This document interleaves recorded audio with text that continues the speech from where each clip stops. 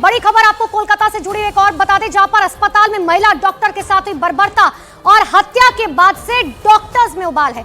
हड़ताल पर बैठे डॉक्टर्स की कई मांगे हैं, जिनमें सबसे अहम है सुरक्षा। डॉक्टर्स की मांग है कि सेंट्रल प्रोटेक्शन एक्ट लागू किया जाए, साथ ही डॉक्टर्स की सुरक्षा का इंतजाम अस्पतालों में किया जाए। इसके अलावा अस्पताल में सीसीटीवी कैमरेज की संख्या बढ़ाने की मांग डॉक्टर्स ने की है। यही नहीं, आईएमए की मांग है कि अस्पतालों का सुरक्षा प्रोटोकॉल एयरपोर्ट जैसा हो और मृतक डॉक्टर के परिवार को सम्मानजनक मुआवजा मिले। तो ये डॉक्टर्स की मांग आपको बता रहे, सेंट्रल प्रोटेक्शन एक्ट जो है लागू किया जाए, सीसीटीवी कैमरे बढ़ाए जाए।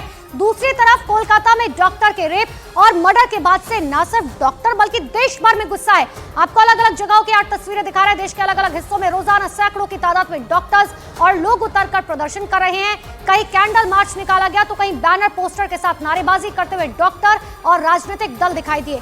दिल्ली, मुंबई, चंडीगढ़, आंध्र प्रदेश, महाराष्ट्र, मेघालय, यूपी, राजस्थान में विरोध लगातार हो रहा है।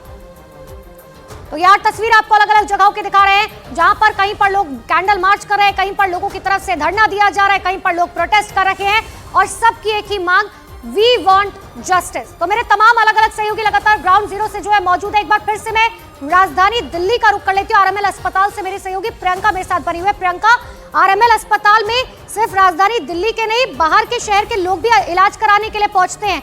ऐसे में अगर वहां के डॉक्टर्स ही हड़ताल पर चले जाएंगे तो जाहिर सी बात है मरीजों को बहुत परेशानी होगी। क्या आपके आसपास कोई मरीज मौजूद है? एक बार उनसे बात कीजिए कि अंदर वो पहुंचे, डॉक्टर्स ने क्या कुछ कहा। अनुपमा, हम दूसरी तरफ अस्पताल के खड़े हैं। ये जहां पर हड़ताल है उस तरफ की जगह भी फिलहाल हमारी मौजूदगी है, लेकिन दूसरी तरफ, और क्योंकि ओपीडी का टाइम जो है यहाँ पर 10 बजे का है, तो जाहिर तौर पर 9 बजे के बाद ही पेशेंट जो है वो आना शुरू होते हैं। जिनको जानकारी ना हो वो पेशेंट, क्योंकि लगातार हड़ताल चल रही है और ऐसे में कल भी जानकारी जो पेशेंट्स यहाँ पर पहुंचे थे उनको दी गई थी कि हड़ताल खत्म होने के बाद ही अब डॉक्टर्स देखेंगे, इसीलिए कहा जा रहा था कि आप अगले हफ्ते आइए। प्लस जो ओपीडीज होती हैं वो दिन के हिसाब से होती हैं। ऐसे में जो सैटरडे थर्सडे की ओपीडीज, थर्सडे सैटरडे की जो ओपीडीज होती है उनके ही केवल मरीज आएंगे, लेकिन वो भी क्योंकि ओपीडीज 10 बजे शुरू होती है तो उसी के हिसाब से टाइम के लिए आएंगे। अभी इसमें समय बाकी है। आरएमएल अस्पताल की जहाँ पर हम बात कर रहे हैं, सेंट्रल दिल्ली का ये अस्पताल है और दिल्ली के तो चारों तरफ से लोग आते हैं, बल्कि देश भर से भी यहाँ पर लोग आते हैं। तो जाहिर तौर पर पेशेंट्स का फ्लो बहुत ज़्यादा है और कल इसी वजह से हंगामे की तस्वीर भी यहाँ पर नजर आई थी, जब बहुत सारे मरीज यहाँ पर आ गए थे जिन्होंने आरोप लगाया था कि अगर ओपीडी बंद है तो उसकी जानकारी रजिस्ट्रेशन काउंटर के बाहर क्यों नहीं लगाई गई, क्यों सबके रजिस्ट्रेशंस बनाए गए, क्यों सबको पर्चियां बांटी गई, क्यों वो 4-4 घंटे लाइनों में खड़े रहे। और जब उनको नंबर आने की उम्मीद थी तो डॉक्टर्स ने कह दिया कि हड़ताल है। तो इस तरीके का हंगामा कल देखने को मिला है। उसके बाद आज अस्पताल में ज्यादा तैयारियां की गई है, लिखा गया है कि हड़ताल है, डॉक्टर्स नहीं आएंगे और ऐसे में थोड़ी देर बाद जब पेशेंट्स यहाँ पर पहुंचना शुरू होंगे तो ज्यादा वास्तविक स्थिति बताई जा पाएगी। बिल्कुल प्रियंका, 9 बजे के बाद जब ओपीडी खुलेगी तब मरीज पहुंचेंगे, हो सकता है कि तब अलग तस्वीर जो है वहां से निकलकर सामने। मैं लौटूंगी प्रियंका आपके पास। एक बार फिर से भोपाल का रुख कर लेते हैं। मेरे सहयोगी मनोज लगातार बने हुए। मनोज, ग्राउंड जीरो से ये भी जानना जरूरी हो जाता है, आप उन लोगों से एक बार बात कीजिए जो महिलाएं आपके साथ मौजूद है, खास तौर पर कि जब वो नाइट ड्यूटी पर आती हैं या इवनिंग ड्यूटी पर आती हैं, उन्हें किस तरीके की परेशानी का सामना करना पड़ता है, क्योंकि उसी परेशानी के लिए तो ये सब कुछ हो रहा है, ये हड़ताल, ये धरना। हम बात करते हैं, देखिए आप लोग खासतौर पर फीमेल जब ड्यूटी पर होती हैं तो एक बात होती है ना कि जब आप रात की, खासतौर पर आपकी अगर नाइट शिफ्ट है, कितनी सुरक्षा आपको महसूस होती है, और जब आने या जाने में या खासतौर पर हॉस्पिटल में आने के बाद?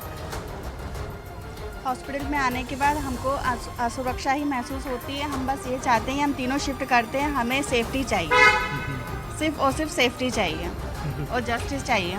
जस्टिस चाहिए। जब एक बार निर्भया का केस हुआ, ऐसी आवाज़ें उठी पूरी देश में, फिर एक कोलकाता में हुआ, फिर आवाज़ें उठ रही हैं। कोई परमानेंट इलाज है क्या?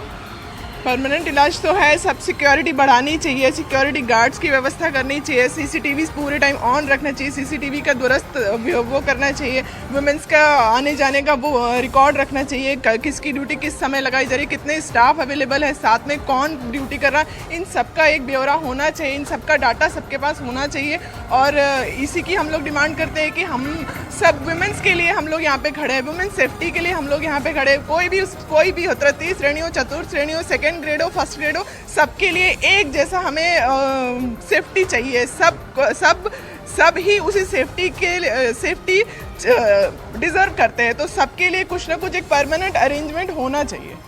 ये जो सेफ्टी है जिसकी हम बात कर रहे हैं, इसमें आपको लगता है कि आपके मुताबिक ये काम सरकार कर दे तो एक हमेशा के लिए एक वीमेन सेफ्टी में अच्छा काम होगा? जी सर, ये बिल्कुल अच्छा काम होगा अगर वुमेन सेफ्टी कर दी जाए तो।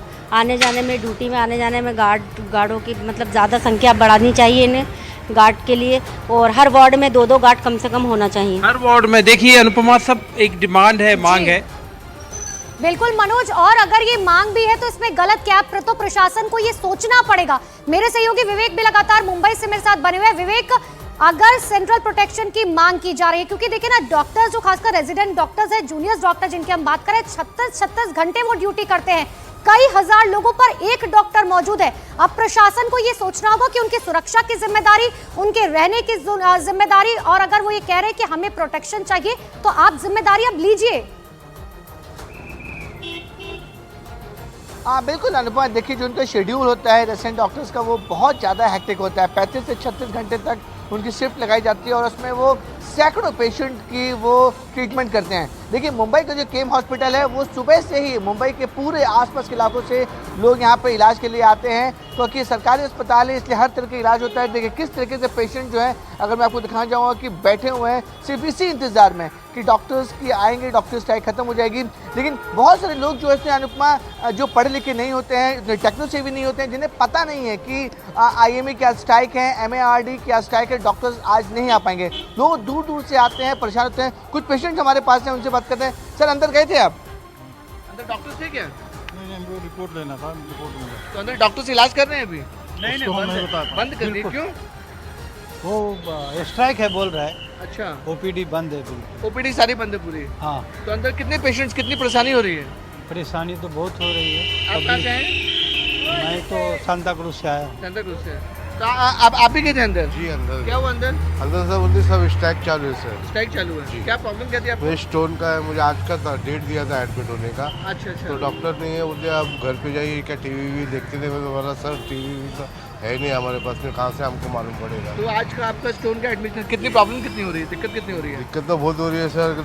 2 साल से आ रहा हूँ मैं, जा रहा हूँ आ रहा हूँ, भगा रहे, नचा रहे मेरे को, एडमिट नहीं कर और रहे। आज स्ट्राइक है? आज स्ट्राइक। बिल्कुल विवेक, और देखिए, ये साफ किस तौर तरीके पर से देखा उनको जा schedule- सकता है, जो लोग पहुंच रहे हैं जिन्हें जानकारी नहीं है, उन्हें बेहद परेशानी का सामना करना पड़ रहा है। लेकिन ये वो आवाज है, जो ललकार है, जो सरकार को जगाने के लिए। आप सब मेरे साथ बने रहिएगा। लेकिन बड़ी खबर